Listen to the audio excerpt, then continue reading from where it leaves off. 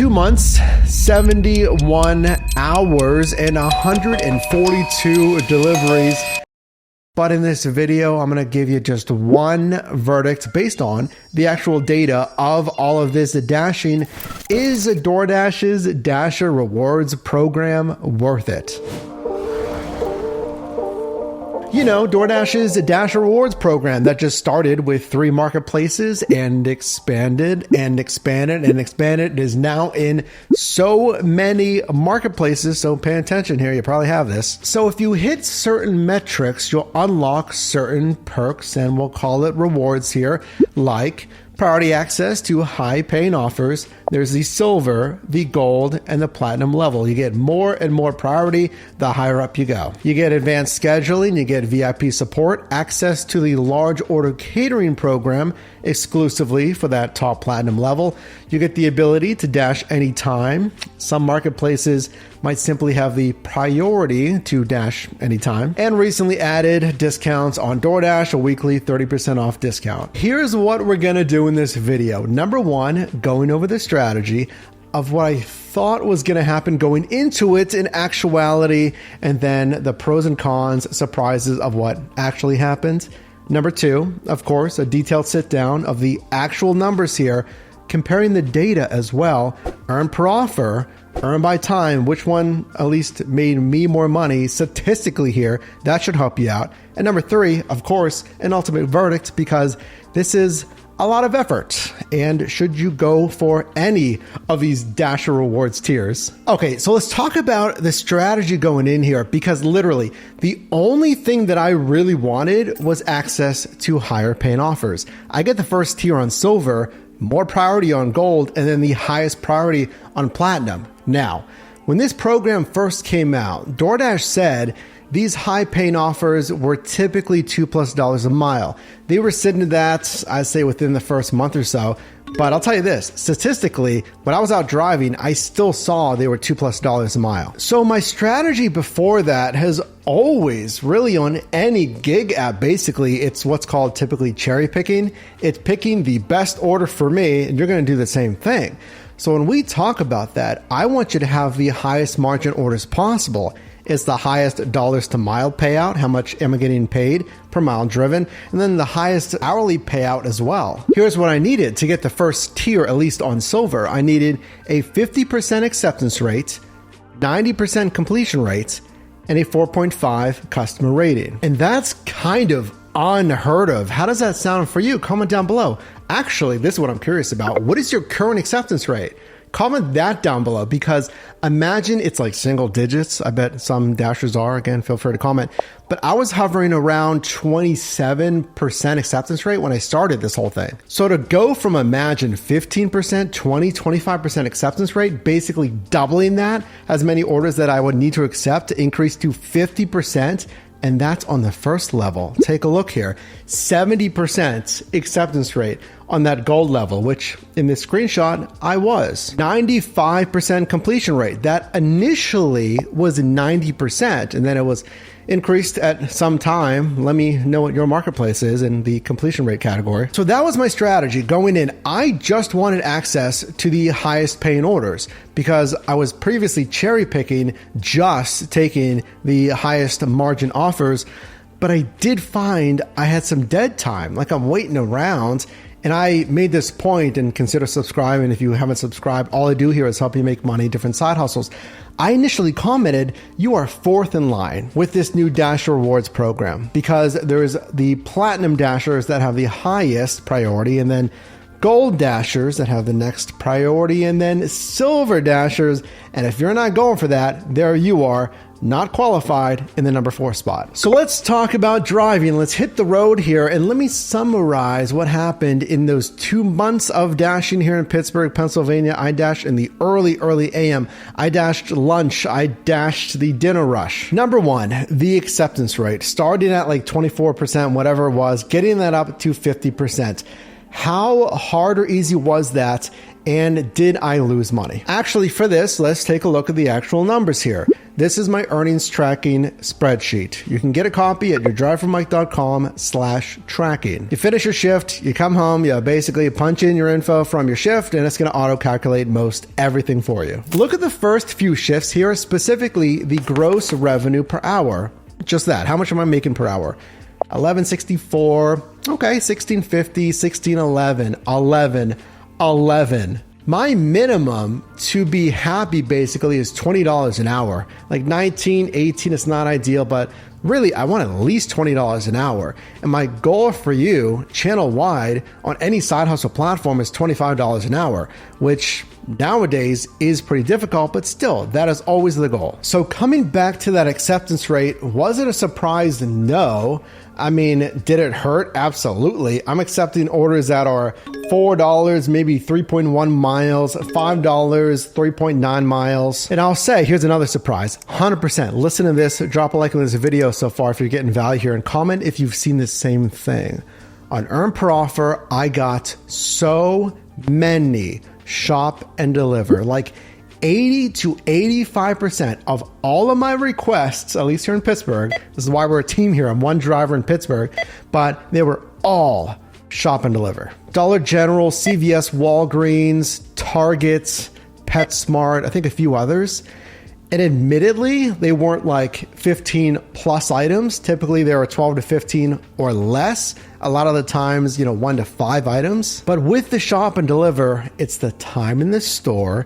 It's getting familiar with that store layout and shopping for items. Like I did makeup, I did like lashes and stuff that I had no idea where it was. That's going to take more time, even if you know where the cosmetic section is. And then the item substitutions, getting in line, even if you shop for only 3 minutes, but then double it because there's at least 3-minute wait at the checkout. But conversely though, and we'll see this in a second when I show you the numbers here, earn by time, and this is huge. Thank you again to our team members for letting me know this. Earn by time, at least from what we were seeing, had no shop and deliver. So you bet at the end, basically, of those 2 months, once I found out, I was just basically doing earn by time shifts. Okay, let me show you the entire earnings with this earnings tracking spreadsheet because there's some massive takeaways. Again, which one is better, what mode's better, and was this all worth it? So here's all the shifts, 22 in fact, and then I'm going to break them down by earn per offer only shifts and then earn by time only shifts. So take a look here, a total of over 71 hours dashed in these 22 shifts. Gross revenue, $1,109.18, but some of these stats tell us a little bit more of the story. Overall, hourly pay here on Dasher Rewards exclusively, $15.41 per hour. That is not good, but let's continue. So what I want you to do when you're looking at your own earnings tracking spreadsheet, again, you can get that on our website, is also look at this column right here, which is very important, which is going to tell you in part the size and average payout of the orders you're getting in your marketplace.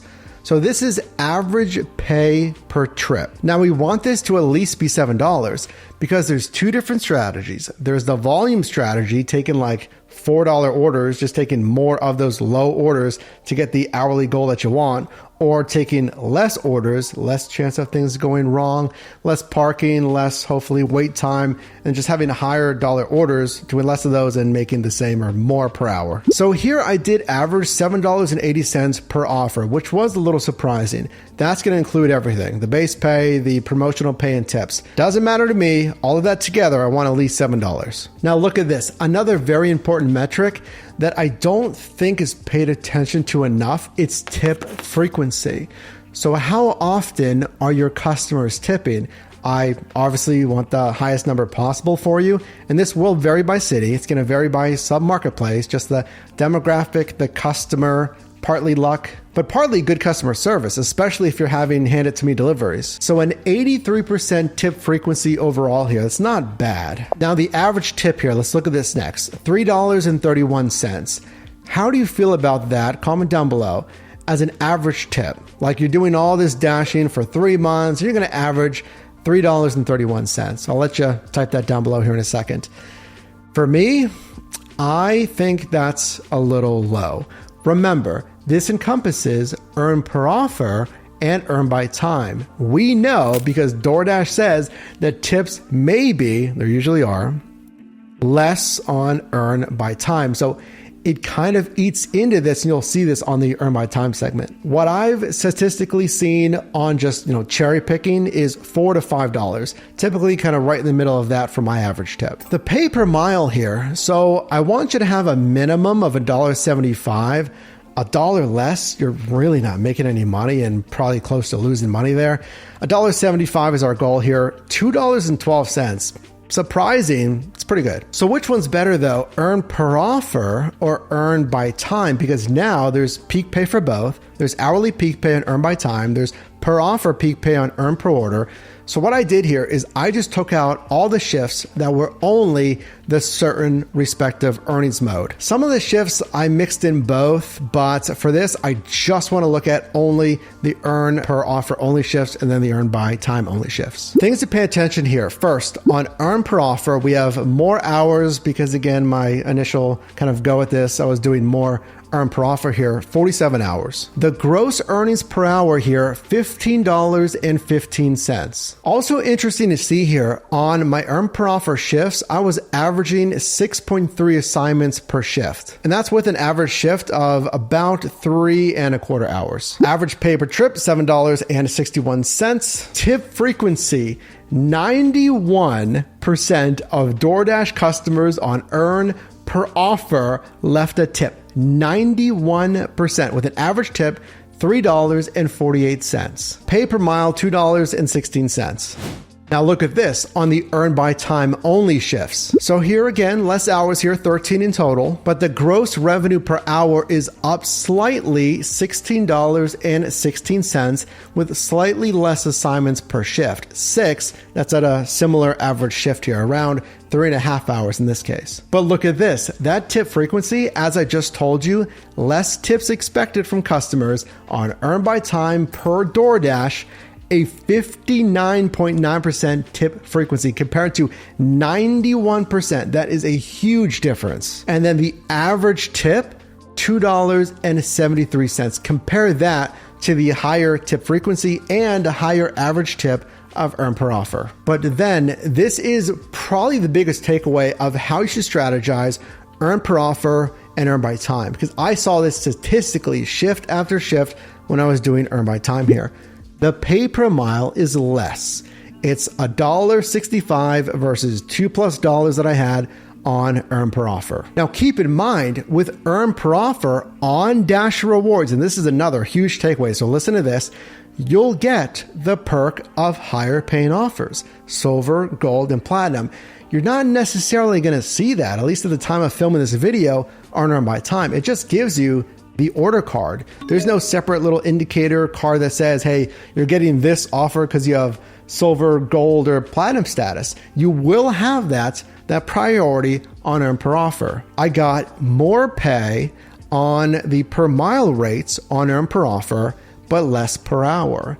And then the inverse on earn by time. I got the guaranteed pay. Yeah, there's hourly peak pay as well, but statistically, I got more pay per hour and then less pay per mile on earn by time. Overall, the verdict for you, and is Dasher Rewards worth it? If you are going to do it, should you do earn per offer to get those perks, or should you just do earn by time and ignore some of those perks on Dasher Rewards? You might want to use earn per offer if you want to minimize the depreciation on your vehicle, maximize the margin, because again, you're using this personal vehicle for business. You'll get paid possibly more per mile, but then your time on the road isn't going to be paid as much. You're going to get paid possibly less per hour there. Versus if you want to make the most of your time and possibly have a little bit more wear and tear on the vehicle, not get paid as much of a margin on the mile, but you'll get more pay per hour, then you might want to do earn by time and not really worry about your AR and try to get those higher paying offers and priority on silver, gold, and platinum. Is silver worth it? At 50% AR, at a 90% completion rate, depending on marketplace, completion rate's fine. Don't worry about it. Customer rating is fine. It's the AR though.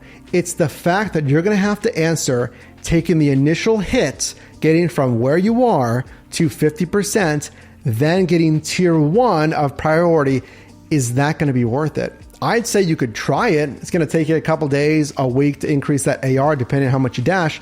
And then I'd track that. Use our earnings tracking spreadsheet, use whatever you want to do, and see how the orders are coming in. And is it worth it, or is your margin still kind of the same? And that's doubly true on gold and platinum, because now that 50% is now a whopping 70% AR.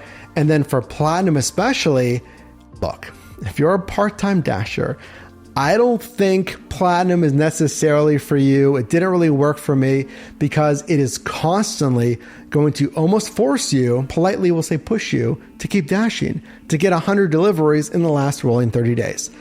100 deliveries in the rolling 30 days. I understand the math is easy enough only for those that have the time to dash that much. And frankly, it just seemed like I didn't have as much control versus cherry picking, just picking orders that I just wanted to take, because I was always worried about that acceptance rate if I was close to that window. If you're going to do it, keep a buffer, stay at 60% acceptance rate. You have a 10% buffer to get down to 50. Stay at, 75, 80%, have a buffer to get down back to 70. So yeah, I cannot say I would tell everyone just go for silver, gold, and platinum. It's earn per order. You would honestly have to compare just silver at the lowest 50% AR to just cherry picking to see which one of those I would track that makes you more money. Doing that, I think, combined with earn by time, because remember that trade-off that I told you about of how they pay there? Compare those two. Do earn per offer, compare to silver, compare that to earn by time to really find the best thing for your market.